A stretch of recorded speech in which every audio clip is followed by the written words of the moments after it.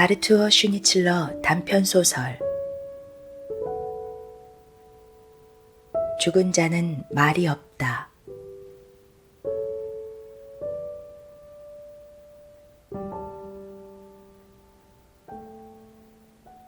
그는 마차 안에 가만히 앉아 있는 것을 더 이상 견딜 수 없었다. 그는 마차에서 내려 이리저리 거닐었다. 이미 날은 어두워졌고 고요하고 외진 거리의 몇몇 가로등 불빛은 바람에 흔들리며 이리저리 가물거렸다. 비는 그쳤고 인도는 거의 말랐지만 포장되지 않은 차도는 아직 젖어 있었으며 곳곳에 작은 웅덩이를 이루고 있었다. 프란츠는 프라터 거리에서 불과 100보 떨어진 이곳에서 헝가리의 어느 작은 도시에 있는 것처럼 느낄 수 있다는 것이 기이하다고 생각했다.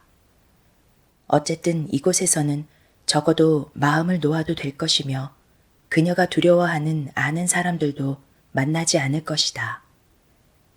그는 시계를 보았다. 7시였는데 이미 깜깜한 밤이었다. 이번에는 가을이 일찍 왔다.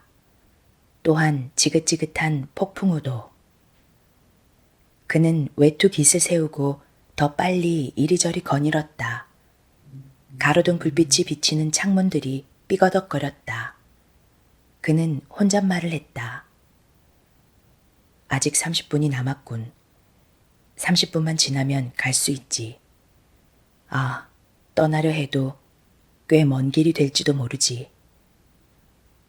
그는 모퉁이에 멈춰섰다. 여기에서 그는 그녀가 오게 될 양쪽 거리를 다 볼 수 있었다. 그는 바람에 날아가려는 모자를 꼭 붙들고 오늘 그녀가 올 것이라고 생각했다. 금요일이고 교수회의가 있고 따라서 그녀는 과감히 집을 나와서 좀 오래 있을 수 있을 거야. 그는 마차길에서 울리는 종소리를 들었고 이제 근처 네포묵 교회에서도 종소리가 울리기 시작했다. 거리는 더 번잡해졌다. 더 많은 사람들이 그의 곁을 지나쳐 갔는데 그가 보기에 대부분은 7시에 문을 닫은 가게들에서 나온 종업원들 같았다. 모두가 재빨리 걸어갔고 걸음을 힘들게 하는 폭풍우와 일종의 싸움을 벌였다. 아무도 그에게 관심을 보이지 않았고 두어 명의 여종업원만이 약간의 호기심으로 그를 올려다보았다. 갑자기 그는 낯익은 모습이 재빨리 다가오는 것을 보았다. 그는 그 사람을 향해 달려갔다. 그는 생각했다. 마차도 타지 않고 그녀일까? 그녀였고 그녀는 그를 알아보자 걸음을 재촉했다. 걸어서 오는 거야? 그가 말했다. 카알 극장 옆에서 마차를 내렸어. 나는 전에도 한번 그 마부의 마차를 탄 적이 있는 것 같아. 한 남자가 그들 옆을 지나쳐가면서 여자를 흘기 쳐다보았다. 젊은 그가 그를 거의 위협하듯 날카롭게 응시하자 그 남자는 재빨리 가버렸다. 여자는 그의 뒤를 바라보았다. 저 사람 누구지? 그녀가 걱정스럽게 물었다. 모르는 사람이야. 이곳에는 아는 사람이 없으니 마음 푹 놓아. 이제 빨리 가서 마차에 올라타야지. 저거 당신이 타고 온 마차야? 그래. 무게마차네? 1시간 전에 그렇게 멋지게 해놓았지. 그들은 마차 쪽으로 서둘러 갔고 젊은 여자가 올라탔다. 마부 아저씨. 젊은 남자가 외쳤다. 도대체 마부는 어디에 있어? 젊은 여자가 물었다. 프란츠는 주변을 둘러보았다. 그는 외쳤다. 마부가 보이지 않으니 이상하네. 야단났네. 그녀가 조용히 외쳤다. 잠깐만 기다려. 마부는 분명 저기에 있을 거야. 젊은 남자는 문을 열고 조그만 술집으로 들어갔다. 마부는 다른 사람들과 함께 식탁에 앉아 있다가 재빨리 일어났다. 즉시 가겠습니다, 손님. 마부는 이렇게 말하고 일어선 채 자신의 포도주 잔을 모두 비웠다. 도대체 뭐 하고 있는 겁니까? 아닙니다, 손님. 바로 갑니다. 그는 조금 비틀거리면서 말들에게로 달려갔다. 어디로 갈까요, 손님? 프라터 왕실 별장 쪽으로요. 젊은 남자가 올라탔다. 젊은 여자는 펼쳐진 덮개 아래 구석에서 거의 웅크린 상태로 몸을 완전히 숨긴 채 기대고 있었다. 프란츠는 그녀의 두 손을 잡았다. 그녀는 움직이지 않고 있었다. 내게 최소한 저녁 인사말이라도 해주지 않을래? 부탁이야. 잠깐만 이대로 있게 해줘. 난 아직도 숨이 차. 젊은 남자는 한쪽 구석에 기대고 있었다. 두 사람은 잠시 침묵했다. 마차는 프라터 거리로 꺾어들었고 테게톱 기념상 옆을 지나 잠시 후 넓고 어두운 프라터 가로수길을 달려갔다. 엠마는 갑자기 두 팔로 사랑하는 남자를 끌어안았다. 그는 자신을 그녀의 입술에서 갈라놓은 베일을 걷어 입을 맞췄다. 마침내 내가 당신 곁에 있게 되었네. 그녀가 말했다. 우리가 서로 얼마나 오랫동안 보지 못했는지 알아? 그가 외쳤다. 일요일부터. 그래, 그날도 그저 말도 못하고 멀리서만 바라보았지. 무슨 얘기야? 당신은 우리 식구들과 함께 있었잖아. 그래, 너희와 함께 있었지. 아, 앞으로는 그렇게 되지 않을 거야. 나는 너희에게 결코 다시 가지 않을 거야. 그런데 왜 그래? 마차 한 대가 우리 옆으로 지나갔어. 이봐, 오늘 프라토에서 마차를 타고 산책하는 사람들은 전혀 우리에겐 관심 없어. 나도 그렇게 믿고 있었어. 하지만 누군가가 우연히 우리를 들여다볼 수도 있어. 누구인지 알아내는 건 불가능하지. 부탁인데 우리 다른 곳으로 가. 너 좋을 대로 하자. 그는 마부를 불렀지만 마부는 듣지 못하는 것 같았다. 그러자 그는 몸을 앞으로 숙이고 손으로 마부를 건드렸다.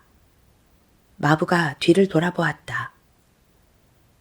돌아가야겠어요. 그런데 왜 그렇게 말을 심하게 모십니까? 우리는 전혀 급하지 않은데. 우리는 어떤 길로 가느냐 하면 라이스 다리 쪽으로 난 가로수길 아시나요? 라이스 거리요? 그래요. 하지만 그렇게 빨리 달리지는 마세요. 전혀 그럴 필요 없습니다. 무슨 말씀이세요, 손님? 말들을 이렇게 난폭하게 만드는 건 폭풍우입니다. 아, 그렇군요. 폭풍우. 프란츠는 다시 앉았다. 마부는 말들을 돌렸다. 말들은 되돌아 달렸다. 당신 어제는 왜 오지 않았어? 그녀가 물었다. 내가 어떻게 갈 수가 있어? 나는 당신도 내 언니 집에 초대받은 걸로 생각했어. 아, 그랬지. 당신은 왜 거기에 오지 않았어? 다른 사람들 틈에서 너와 함께 있는 걸 견딜 수 없기 때문이야. 그래, 결코 다시는 가지 않을 거야. 그녀는 어깨를 들썩였다. 우리 지금 어디에 있는 거야? 그들은 철도 교량 아래 라이스 거리로 접어들었다. 저쪽으로 가면 커다란 도나우 강이지. 프란츠가 말했다. 우리는 라이스 다리 쪽으로 가는 중이야. 여기에는 아는 사람들이 없지. 그는 놀라듯 덧붙였다. 마차가 지독히도 흔들거리네.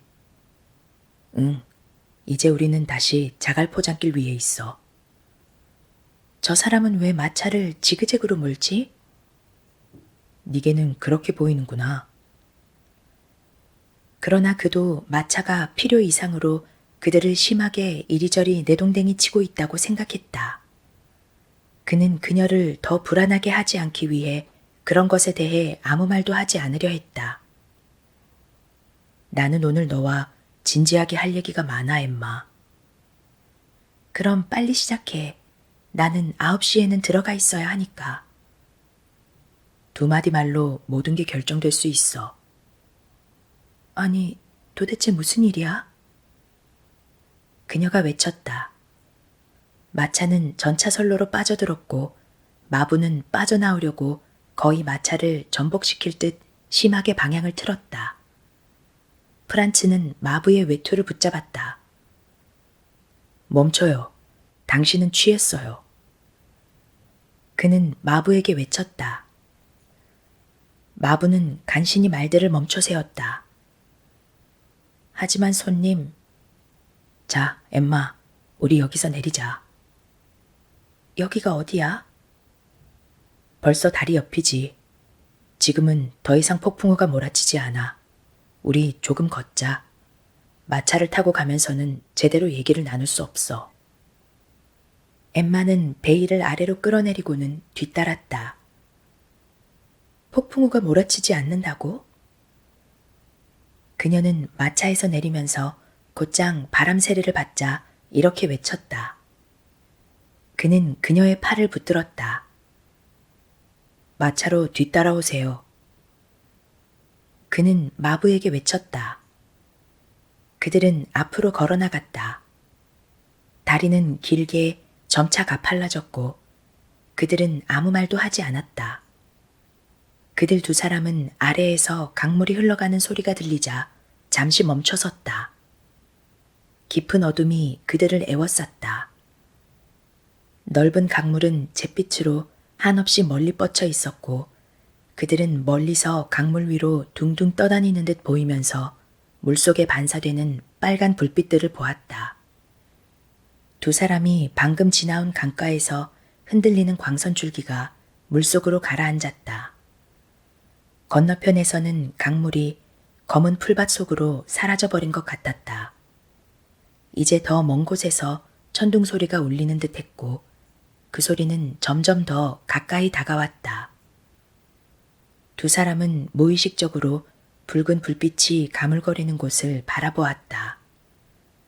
밝은 창문들을 한 열차들이 굽은 철로 사이를 굴러 지나갔는데 그것은 갑자기 어두운 밤으로부터 솟아나왔다가 곧장 다시 가라앉는 듯 했다. 천둥은 점점 사라졌고 조용해졌으며 바람만이 갑작스런 돌풍이 되어 불어왔다. 오랜 침묵 끝에 프란츠가 말했다. 우리는 가야 돼. 물론이지. 엠마가 조용히 대답했다. 우리는 가야 돼. 내 말은 완전히 떠나야 된다는 건데. 프란츠는 힘주어 말했다. 그건 안 돼. 엠마, 안 된다는 건 우리가 겁쟁이이기 때문이야. 그럼 내 아이는? 그는 아이를 네게 맡길 거야. 나는 그러리라고 굳게 믿고 있어. 그리고 어떻게 떠나? 안개 낀 밤에 몰래 달아나? 그녀가 조용히 물었다. 아니야, 결코 그렇지 않아. 너는 그에게 다른 남자의 여자가 되었기 때문에 더 이상 그의 곁에서 살아갈 수 없다는 말만 하면 돼. 당신 제정신이야, 프란츠? 네가 원한다면 내가 부담을 덜어주지. 내가 그에게 그 말을 해주겠어. 그러면 안 돼, 프란츠. 그는 그녀를 바라보려고 했다. 그러나 그는 어둠 속에서 그녀가 고개를 들고 그를 향해 몸을 돌린 것밖에는 아무것도 알아볼 수 없었다. 그는 잠시 침묵했다. 그러고 나서 그는 조용히 말했다. 걱정하지 마. 나 그러지 않을 거야.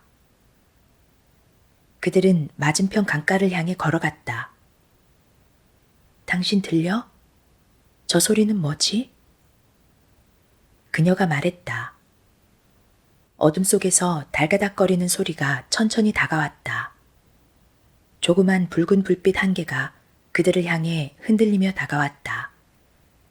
그들은 곧 그것이 시골 수레의 앞쪽 채에 매달린 조그만 등에서 나오는 빛이라는 걸 알아차렸다.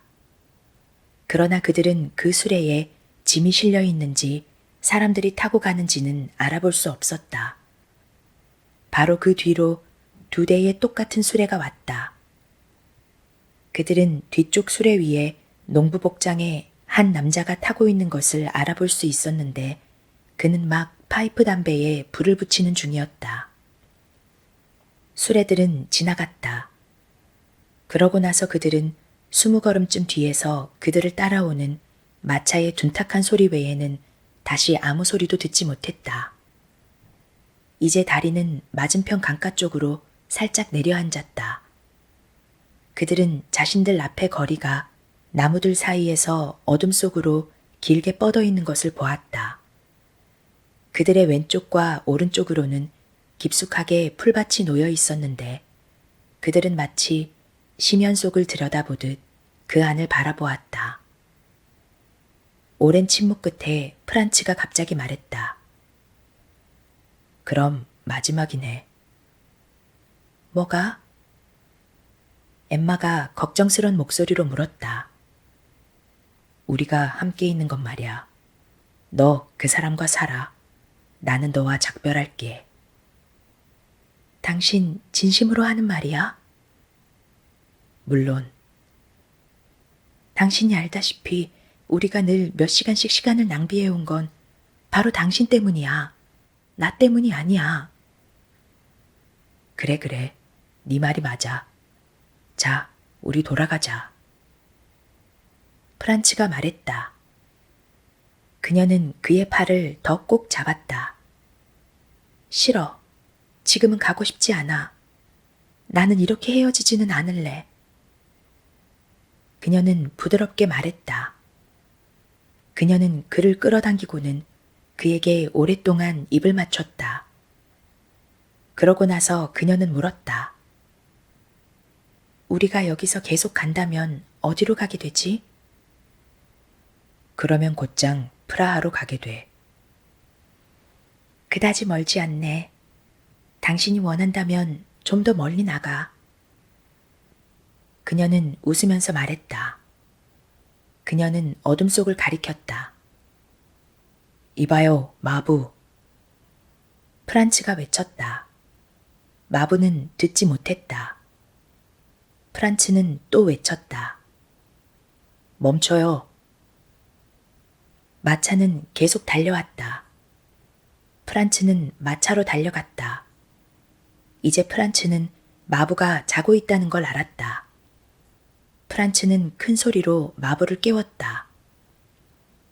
우리는 조금 더 멀리 나가야겠는데 이 거리를 곧바로 달려서 내 말 알아듣겠어요? 알겠습니다, 손님. 엠마는 마차에 올랐고 프란츠도 그녀를 따라 올랐다. 마부는 채찍을 가했고 말들은 미친 듯이 빗물로 진창이 된 거리 위를 달려갔다. 두 사람은 마차가 이리저리 흔들어 놓는 동안 서로 꼭 껴안고 있었다. 썩 좋지는 않네. 엠마가 그의 입에 아주 가까이 대고 속삭였다. 이 순간 마차가 갑자기 공중으로 날아가는 듯 했고 자신이 밖으로 내동댕이 쳐지는 느낌이 들어 무언가를 붙잡으려고 했지만 허공을 휘저었다. 그녀는 엄청난 속도로 원을 그리며 빙빙 도는 듯한 느낌이 들어 눈을 감을 수밖에 없었다. 그녀는 갑자기 자신이 땅바닥에 누워있다는 걸 느꼈고 온 세상과 멀리 떨어진 채 완전히 홀로 있는 듯 무시무시하고 무거운 정적이 몰려왔다. 그러고 나서 그녀는 여러 가지가 뒤섞인 소리를 들었다. 그녀는 아주 가까이에서 바닥에 부딪히는 말발굽 소리들과 나지막한 흐느낌 소리를 들었지만 아무것도 볼 수는 없었다.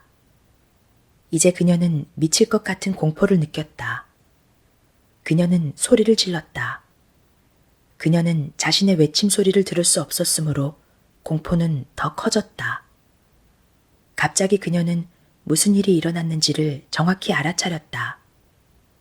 마차가 이정표석과 같은 무언가에 부딪혀 전복되었고 그들이 밖으로 튕겨나온 것이었다. 그는 어디 있지?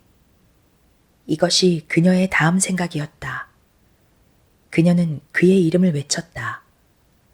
그리고 그녀는 자신이 외치는 소리를 들었다. 아주 작지만 어쨌든 자신의 소리가 들리긴 했다. 대답은 없었다. 그녀는 몸을 일으키려고 했다. 그녀는 간신히 일어나 땅바닥에 앉을 수 있었으며 손을 뻗치자 그녀 옆에서 사람의 몸을 느낄 수 있었다. 그리고 이제 그녀는 눈으로 어둠 속을 꿰뚫어 볼 수 있었다. 프란츠가 아무런 움직임도 없이 그녀 옆에 누워 있었다. 그녀는 뻗은 손으로 그의 얼굴을 만졌는데 얼굴 위로 무언가 축축하고 따뜻한 것이 흘러내리고 있었다. 그녀는 숨이 멎는 것 같았다. 피잖아. 무슨 일이 일어났지? 프란츠가 다쳐서 의식을 잃었어. 그런데 마부는 도대체 그는 어디에 있지? 그녀는 마부를 불렀다. 아무 대답도 없었다. 그녀는 여전히 땅바닥에 앉아 있었다. 그녀는 온몸의 통증을 느꼈지만 자신에게는 아무 일도 일어나지 않았다고 생각했다. 뭘 어떻게 하지? 뭘 어떻게 하면 좋아? 내게는 전혀 아무 일도 일어나지 않았지만 어떻게 할 수가 없잖아. 프란츠. 그녀는 외쳤다. 아주 가까이에서 어떤 목소리가 대답했다. 어디 계세요, 아가씨? 그리고 남자 손님은요? 아무 일도 없나요? 아가씨, 기다리세요. 잘 보이게 내가 등불을 켤게요. 오늘 꺽쇠가 제대로 채워져 있지 않았나? 나는 죄가 없어요. 내가 정신을... 아니, 이 빌어먹을 말들이 자갈더미 속으로 들어가 버렸어요. 엠마는 사지가 온통 아파왔지만 완전히 일어섰다. 마부에게 아무 일도 일어나지 않은 것이 그녀를 좀 더 안심시켰다. 그녀는 마부가 등 뚜껑을 열고 성냥을 긋는 소리를 들었다. 그녀는 공포에 떨며 불빛을 기다렸다. 그녀는 프란츠를 다시 한번 만져볼 용기가 나지 않았다. 그녀는 생각했다. 아무것도 볼 수 없으면 모든 것은 더 무섭게 보이므로 그는 틀림없이 눈을 뜰 거고 아무 일도 아닐 거야. 옆쪽에서 가물거리는 불빛이 나왔다. 그녀는 갑자기 마차를 보고 놀랐는데 그것은 땅 위에 있지 않고 한쪽 바퀴가 부서진 듯 도로변 구덩이를 향해 기울어진 채 세워져 있었다. 말들은 아주 조용히 서 있었다. 불빛이 가까이 다가왔다. 그녀는 불빛이 점차 이정표석을 지나고 자갈더미를 지나 구덩이 속으로 옮겨가는 것을 보았다. 그러고 나서 불빛은 프란츠의 발 위로 기어올라 그의 몸을 훑고 그의 얼굴을 비추더니 얼굴 위에 멈췄다. 마부는 등을 땅 위에 세워놓았다. 누워있는 자의 머리 바로 옆이었다. 엠마는 무릎을 꿇었고 그의 얼굴을 바라보자 심장의 고동이 멎는 것 같았다. 그의 얼굴은 창백했고 두 눈은 반쯤 떠 있어서 그녀는 흰자위만을 볼 수 있었다. 오른쪽 관자놀이로부터 한 줄기의 피가 서서히 뺨 위로 흘러내려 목 옆 셔츠 깃 아래로 흘러들어갔다. 그는 이빨로 아랫입술을 깨물고 있었다. 가망이 없구나. 엠마는 혼잣말을 했다. 마부도 무릎을 굽히고 얼굴을 자세히 바라보았다. 그러고 나서 그는 양손으로 머리를 잡아서 그를 일으켰다. 뭐 하는 거예요? 엠마는 목소리를 낮춰 외쳤고 스스로 일으키는 듯 보인 머리를 보고 깜짝 놀랐다. 아가씨, 내가 보기엔 크게 불행한 일이 일어난 것 같습니다. 그렇지 않아요. 그럴 수 없어요. 그렇다면 아저씨에게도 무슨 일이 일어났어야 했잖아요. 그리고 내게도. 엠마가 말했다. 마부는 움직이지 않는 자의 머리를 떨고 있는 엠마의 무릎 위에 다시 천천히 내려놓고 말했다. 누구라도 오기만 하면 좋겠는데, 농부들이라도 곧 오면 좋겠는데, 우리 어떻게 하면 좋아요? 엠마가 입술을 떨며 말했다. 아가씨, 마차가 부서지지 않았다면 좋았을 텐데, 하지만 그것은 지금 망가져 버렸으니 우리는 누군가가 올 때까지 어쩔 수 없이 기다려야 합니다. 마부는 계속하여 말했으나 엠마는 그의 말에 귀를 기울이지 않았다. 그러나 그러는 사이 그녀는 정신이 드는 듯했고 무엇을 해야 할지 알게 되었다. 인근의 집들까지는 얼마나 먼가요? 그녀가 물었다. 별로 멀지 않습니다, 아가씨. 조금만 가면 곧 프란츠 요제프스란트지요. 불빛이 있다면 우리는 집들을 볼 수 있을 테고 그곳에는 5분 안에 갈 수 있습니다. 아저씨가 거기로 가세요. 나는 여기에 있을 테니 사람들을 데려오세요. 아가씨, 제 생각에는 제가 아가씨와 여기에 그대로 있는 것이 더 좋을 것 같습니다. 오래지 않아 누군가 올 겁니다. 때마침 이곳이 국도가 시작되는 곳이니. 그러면 너무 늦을 거예요. 너무 늦게 될 거예요. 우리는 의사가 필요해요. 마부는 움직이지 않는 자의 얼굴을 바라보고 나서 고개를 저으며 엠마를 쳐다보았다. 아저씨가 뭘 한다고 그래요? 나 또한 알 수 없어요. 엠마가 외쳤다. 예, 아가씨. 하지만 도대체 프란츠 요제프스란트에서 어떻게 의사를 찾는단 말입니까? 그렇다면 그곳에서 누군가가 시내로 가서 아가씨, 이렇게 하면 되겠군요. 그곳 사람들은 아마 전화가 있을 겁니다. 그러니 구조대에 전화를 걸 수 있을 겁니다. 네, 그게 가장 좋겠네요. 빨리 가세요. 달려가세요, 제발. 그리고 사람들을 데려오고, 그리고 부탁이에요. 빨리 가세요. 도대체 또 뭐 하는 거예요? 마부는 엠마의 무릎 위에 놓인 창백한 얼굴을 들여다보았다. 구조대, 의사, 결코 큰 도움이 안 될 겁니다. 가세요, 제발. 빨리 가세요. 그럼 바로 가겠습니다, 아가씨. 어둡다고 무서워만 하면 안 돼요. 그는 도로를 재빨리 달려갔다. 그는 혼자서 중얼거렸다. 무서워해도 어쩔 수 없지. 한밤중에 국도 위에서. 엠마는 움직이지 않는 자와 함께 혼자서 깜깜한 도로 위에 있었다. 이제 어떻게 하지? 그녀는 생각했다. 가망이 없습니다. 그 말이 계속하여 그녀의 머릿속을 스쳐 지나갔다. 가망이 없습니다. 갑자기 그녀는 옆에서 숨소리가 들리는 것을 느꼈다. 그녀는 창백한 입술 쪽으로 몸을 숙였다. 아니었다. 거기에서는 아무런 입김도 나오지 않았다. 관자놀이와 뺨에 피는 마른 것 같았다. 그녀는 일그러진 그의 눈을 자세히 들여다보고 온몸을 떨었다. 그래, 나는 어째서 믿지 않는단 말인가. 틀림없는데.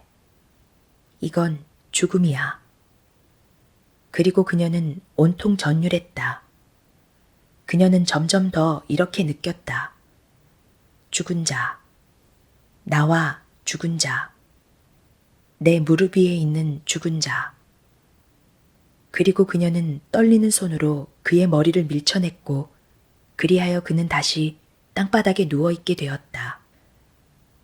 그제야 홀로 떨어져 있다는 몹시 섬뜩한 감정이 그녀를 엄습했다. 어째서 마부를 보냈나? 얼마나 바보 같은 생각이었나? 국도 위에서 죽은 남자를 데리고 혼자서 어떻게 하겠다는 건가? 사람들이 오면, 그래, 사람들이 오면 어떻게 해야 하지? 여기서 얼마나 오래 기다려야 하지? 그녀는 다시 죽은 자를 바라보았다. 그녀는 자기 혼자만 그의 곁에 있는 것은 아니라는 생각이 들었다. 여기에는 불빛이 있지. 그리고 그녀에게는 이 불빛이 지금 자신이 생각할 수밖에 없는 사랑스럽고 정겨운 어떤 것으로 여겨졌다. 이 작은 불꽃 속에는 그녀를 에워싼 드넓은 까만 밤 속에서보다 더 많은 활력이 있었다. 그렇다.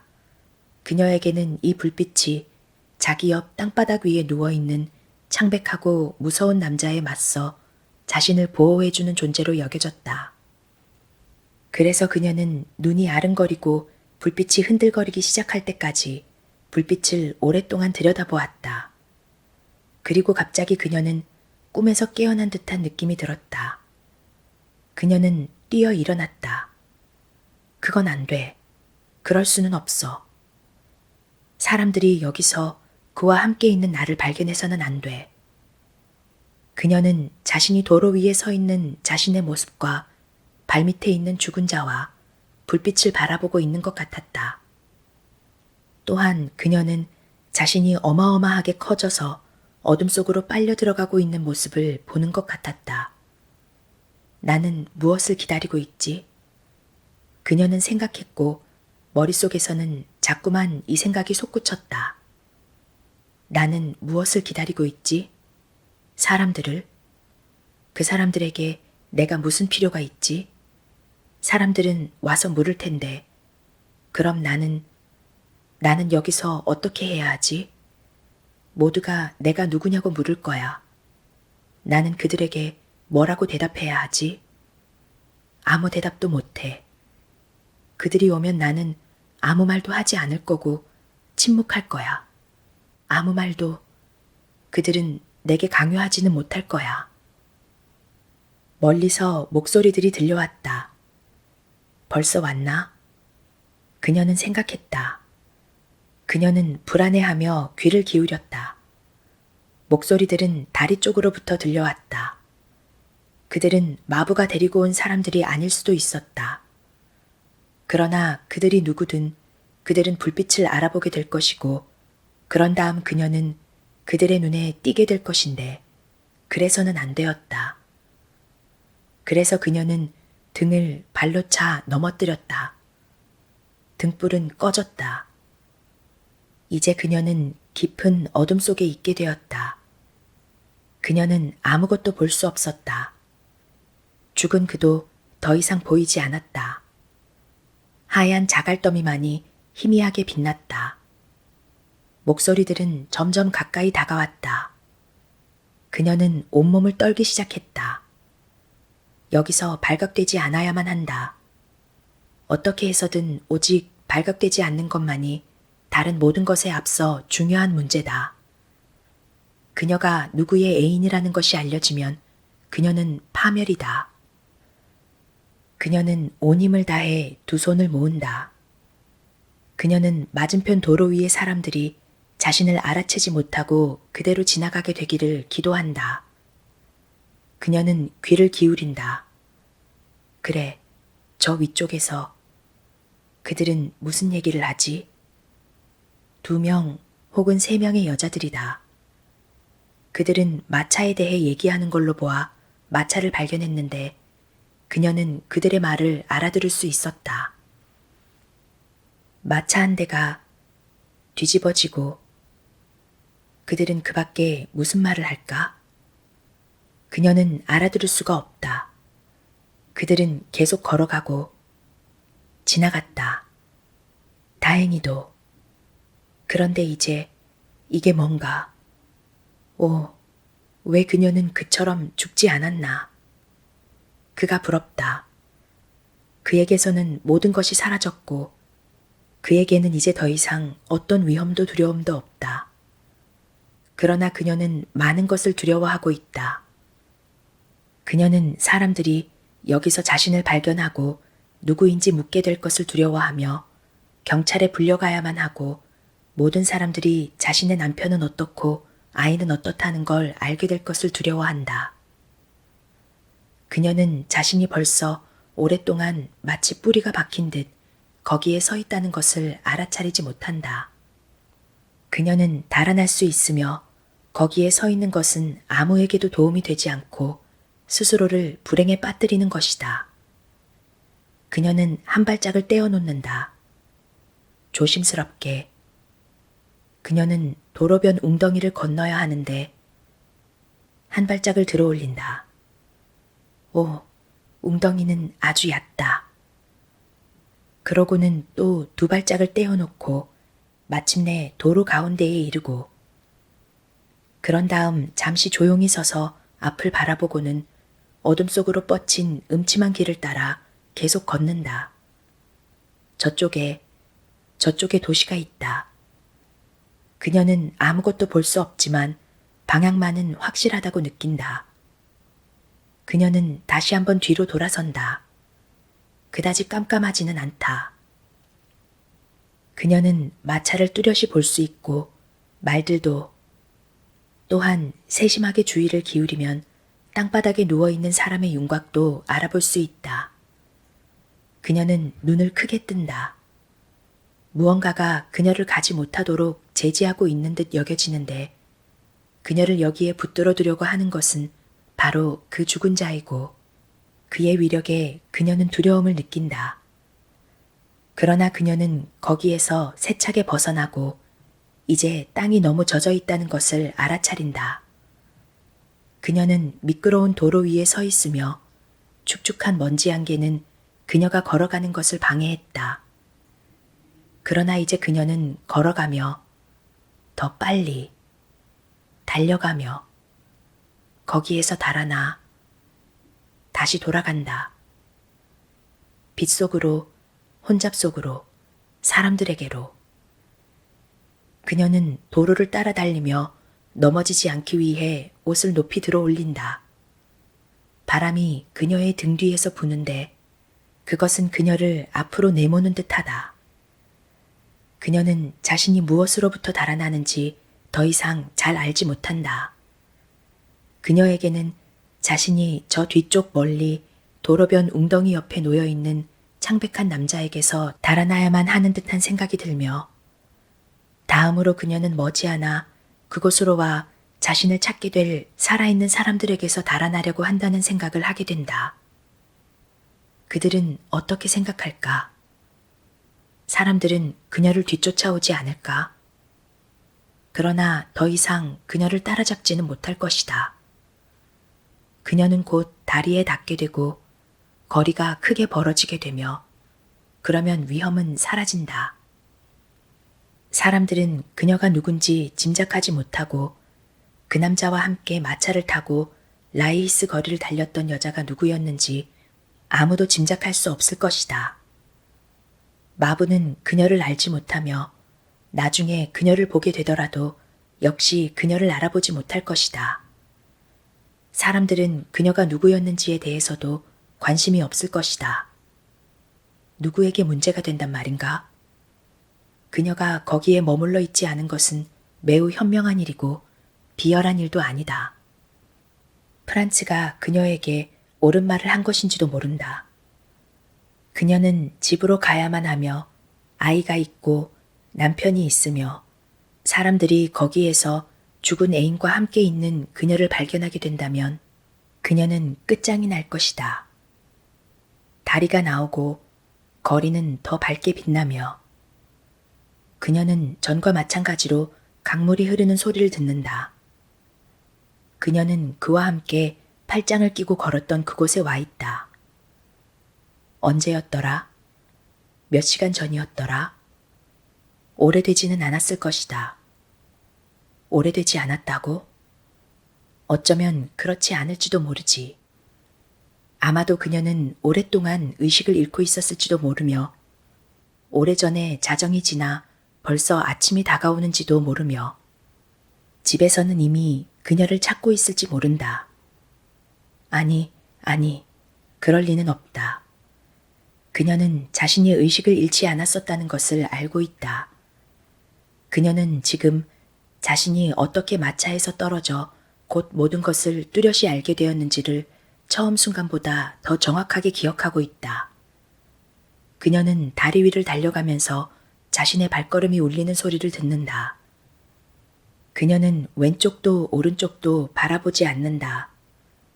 이제 그녀는 어떤 모습이 자신에게 마주오는 걸 알아차린다. 그녀는 걸음을 늦춘다.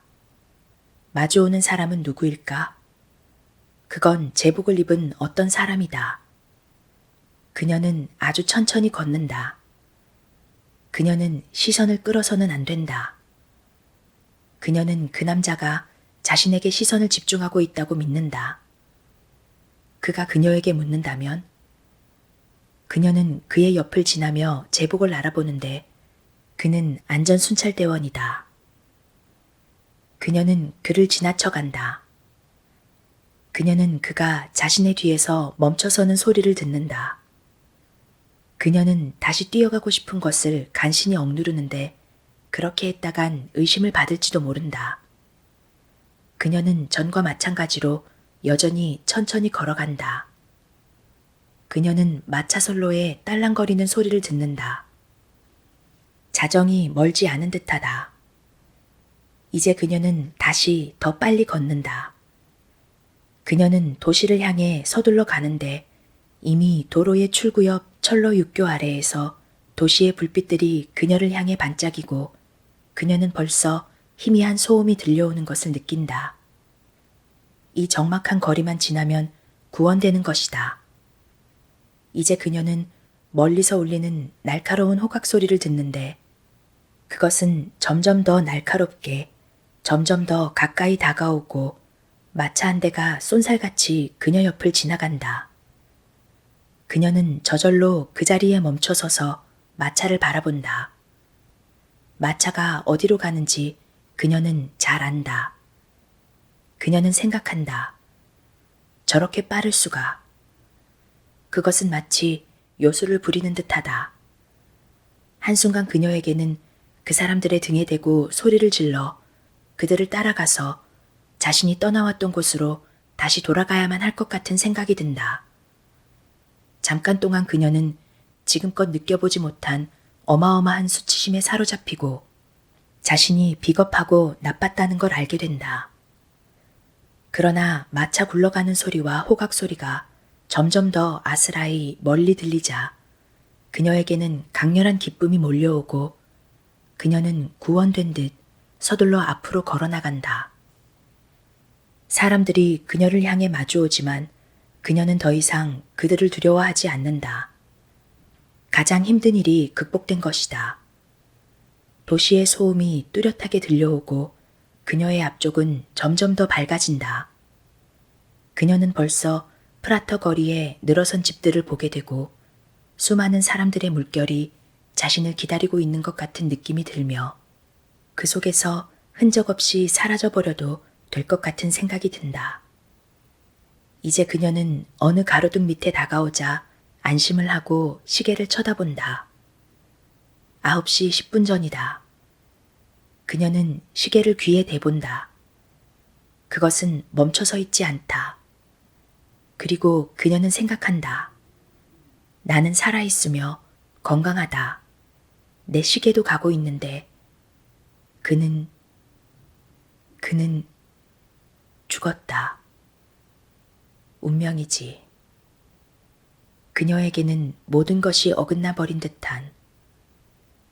하지만 자기 쪽에는 아무런 잘못도 없다는 느낌이 든다. 그것은 증명되었어. 그래, 그것은 증명되었어. 그녀는 자신이 이렇게 큰 소리로 말하는 걸 듣는다. 그런데 운명이 바뀌었더라면? 그래서 지금 그녀가 거기 도랑 안에 누워있고 그가 살아있다면? 그는 달아나지 않았을 것이다. 그렇다. 그는 그러지 않았을 것이다. 그래, 그는 남자니까.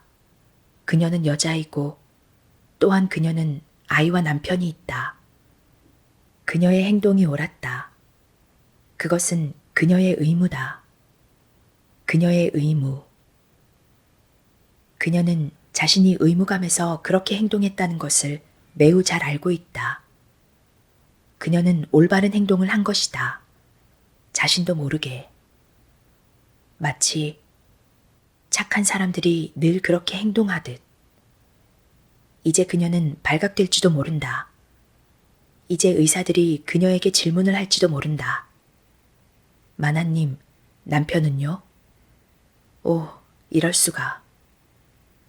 그리고 내일 신문들은, 그리고 가족들은 그녀는 영원히 파멸하고 남편을 되살릴 수 없게 될지도 모른다. 이것이 핵심 문제이며 다른 어떤 것도 아닌 이것 때문에 그녀는 스스로 파멸할지 모른다. 그녀는 철로 육교 밑에 와 있다. 계속 앞으로, 계속. 이제 태계톱 기념상에 이르고 여기에서는 도로들이 여러 갈래로 갈라진다. 오늘은 비가 내리고 바람이 부는 가을 저녁이라서 밖에 사람들이 별로 없다. 하지만 그녀는 자신을 둘러싸고 도시의 활기가 힘차게 솟구치는 듯 느낀다. 그녀가 떠나온 그곳에는 무시무시한 적막이 있었기 때문이다. 그녀는 시간 여유가 있다. 남편이 오늘 10시쯤은 돼야 집에 돌아올 것이라는 걸 알고 있는 그녀는 시간적으로 옷을 갈아입을 수 있는 것이다. 이제야 그녀는 자신의 옷을 바라볼 생각을 한다. 그녀는 깜짝 놀라면서 옷이 온통 더러워져 있음을 깨닫는다. 하녀에게 뭐라고 말할까? 내일 그 사고에 대한 이야기가 모든 신문에 실려 읽혀지게 될 것이라는 생각이 그녀의 머릿속을 스치고 지나간다. 또한 마차 안에 있었는데 사라져서 찾지 못한 한 여자에 대해서도 도처에서 읽히게 될 것이라는 생각에 그녀는 다시금 몸을 떤다. 경솔한 행동이었으며 그녀의 온갖 비겁한 행동은 쓸모없는 짓이었다. 그러나 그녀는 집 열쇠를 지니고 있다.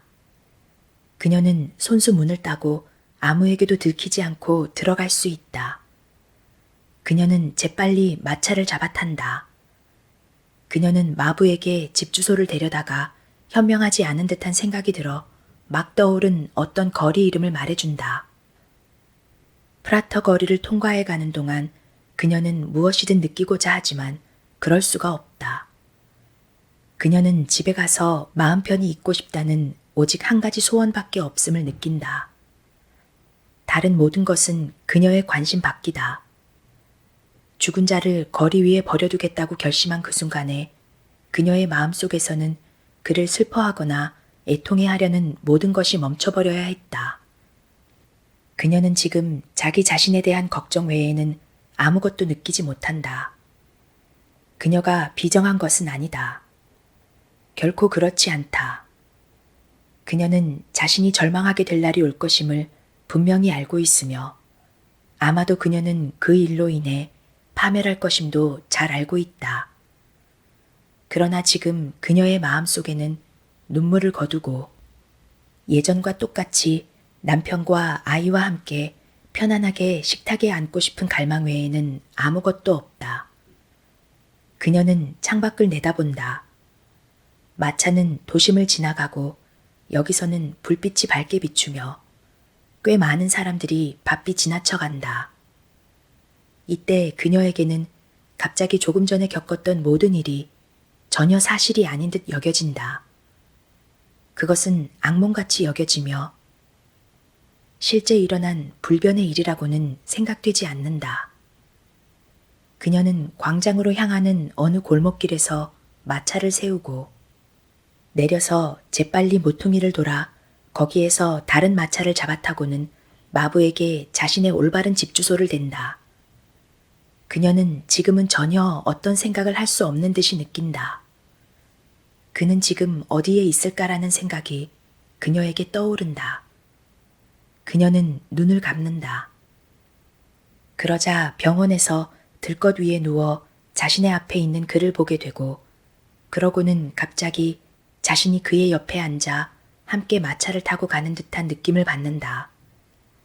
마차는 흔들리기 시작하고 그녀는 그때처럼 밖으로 내동댕이 쳐질까봐 두려워 비명을 지른다.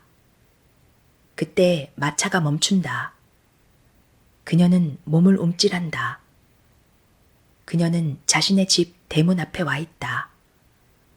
그녀는 재빨리 내려서 문지기가 창문으로 올려다보지 않도록 조용한 발걸음으로 서둘러 현관을 지나 계단을 오르고 아무에게도 들리지 않도록 조용히 문을 딴 다음 앞방을 지나 자신의 방으로 들어간다. 성공이다. 그녀는 불을 켜고 서둘러 옷을 벗어 장롱 속에 감춘다. 밤새 옷은 마를 것이며 내일 그녀는 그것을 솔질하여 깨끗하게 해놓을 생각이다. 그런 다음 그녀는 얼굴과 손을 씻고 잠옷으로 갈아입는다. 이제 밖에서 초인종이 울린다. 그녀는 하녀가 대문으로 가서 문을 여는 소리를 듣는다. 그녀는 남편의 목소리를 들으며 그가 지팡이를 내려놓는 소리를 듣는다. 그녀는 자신이 이제 강해져야만 하며 그렇지 않으면 모든 것이 헛일이 되어버릴 것이라고 느낀다. 그녀는 재빨리 식당으로 간다. 그리하여 남편과 동시에 식당에 들어선다. 아, 당신 벌써 집에 와 있었군. 그가 말한다. 물론이지요. 벌써 오래전에 왔는걸요. 그녀가 대답한다. 당신이 오시는 걸 미처 보지 못했나 봐요. 그녀는 자연스럽게 보이려고 애쓰면서 미소를 짓는다. 미소를 지어야만 하는 것이 그녀를 무척 피곤하게 만든다. 그는 그녀의 이마에 입을 맞춘다. 어린 아들은 이미 식탁 옆에 앉아 있다. 아이는 오랫동안 기다려야만 했기에 잠이 들었다. 아이는 접시 위에 자신의 책을 올려놓고 펼쳐진 책 위에 얼굴을 묻고 있다. 그녀는 아이 옆에 앉으며 남편은 그녀와 마주 앉아서 신문을 집어들고 대강 들여다본다. 그러고 나서 그는 신문을 치우고 말한다. 다른 사람들은 아직도 함께 앉아 계속 논의하고 있소. 무슨 일에 대해서요? 그녀가 묻는다. 그는 오늘 회의에 대해 매우 오랫동안 많은 것을 설명하기 시작한다. 엠마는 귀 기울여 듣는 듯 이따금 고개를 끄덕인다. 그러나 그녀는 아무것도 듣지 않으며 그가 무엇을 말하고 있는지 알지 못한다. 그녀는 무시무시한 위험에서 기이하게 빠져나온 듯한 기분이 들며 나는 구제되었고 나는 집에 와 있다는 느낌뿐이다. 그리고 그녀의 남편이 계속하여 이야기하는 동안 그녀는 자신의 의자를 아이에게 더 가까이 끌어당기고 아이의 머리를 자신의 가슴으로 끌어안는다. 그녀에게 이루 말할 수 없는 피로가 몰려온다. 그녀는 몸을 가누지 못하고 졸음이 엄습하는 걸 느끼며 마침내 눈을 감는다. 갑자기 그녀에게 한 가지 가능성이 떠오르는데 그것은 그녀가 웅덩이에서 몸을 일으킨 순간 이후 전혀 생각지 못해온 것이다. 그가 죽지 않았다면, 만약 그가, 아니야. 전혀 의심의 여지가 없어. 그 눈, 그 입, 그리고 입술에서 아무 입김도 없었어. 하지만 기절도 있지. 숙련된 눈길도 혼동을 일으키는 경우가 있다. 그런데 그녀는 분명 숙련된 눈길을 갖고 있지 않다. 그가 살아있다면, 그가 다시 의식을 찾는다면, 그가 갑자기 한밤중에 국도 위에서 홀로 발견된다면, 그가 그녀를 향해 외치고 그녀의 이름을 부르고 마침내 그녀가 다쳤을까 두려워하고 그가 의사들에게 거기에 한 여자가 있었으며 그녀는 멀리 내동댕이 쳐졌음에 틀림없다고 말한다면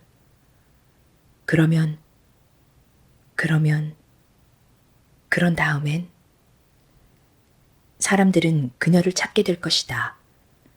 마부는 사람들을 데리고 프란츠 요제프스란트에서 돌아올 것이고 그는 이렇게 설명할 텐데 내가 떠날 때 그 여자는 여기에 있었다. 그리고 프란츠는 짐작할 것이다. 프란츠는 알게 될 것이다. 그는 그녀를 아주 잘 안다. 그는 그녀가 달아났다는 걸 알게 될 것이며 엄청난 분노에 사로잡힐 것이고 복수하기 위해 그녀의 이름을 댈 것이다. 그는 끝장이 났으므로. 또한 그녀가 최후의 순간에 자신을 홀로 버려둔 데 대해 깊은 상처를 받아 가차없이 이렇게 말할 것이다. 그 여자는 엠마 부인인데 내 애인이고 비겁하고 동시에 멍청합니다. 의사 선생님들, 당신들에게 신중함이 요구된다면 분명 그녀에게 이름을 묻지 말아야 할 겁니다. 당신들은 그녀를 그대로 놔두는 게 좋을 거고 나 또한 그럴 겁니다. 그녀가 당신들이 올 때까지 여기에 있었어야 했는데. 하지만 그녀가 그런 몹쓸 사람이 되었으므로 나는 당신들에게 그녀가 누군지를 말하겠습니다. 그건 당신 무슨 일 있어? 교수는 일어서면서 매우 진지하게 묻는다. 왜요? 뭐가요? 도대체 무슨 일이야? 아무 일도 없어요. 그녀는 아이를 더 꼭 끌어안았다. 교수는 그녀를 오랫동안 바라본다. 당신 알아? 졸기 시작하더니 그러고요? 그러고는 갑자기 소리를 질렀소. 아, 그래요? 우리가 꿈속에서 가위 눌릴 때 외치는 것과 같았소. 당신 꿈 꿨소? 모르겠어요. 난 아무것도 모르겠어요. 그녀는 마주 보이는 벽거울 속에서 자신의 얼굴을 보는데 그것은 잔인하게 미소 짓고 있으며 일그러진 표정을 하고 있다. 그녀는 그것이 자기 본연의 얼굴이라는 것을 알고 전율한다. 그리고 그녀는 그런 얼굴이 굳어질 것임을 깨달으며 입도 뻥끗하지 못한다. 그녀는 이런 미소가 그녀가 살아있는 한 자신의 입술 언저리에 맴돌게 될 것임을 안다. 그녀는 비명을 지르려고 한다. 그때 그녀는 두 손이 자신의 어깨 위에 놓이는 걸 느끼고 자신의 얼굴과 거울 속의 얼굴 사이로 남편의 얼굴이 끼어드는 것을 본다.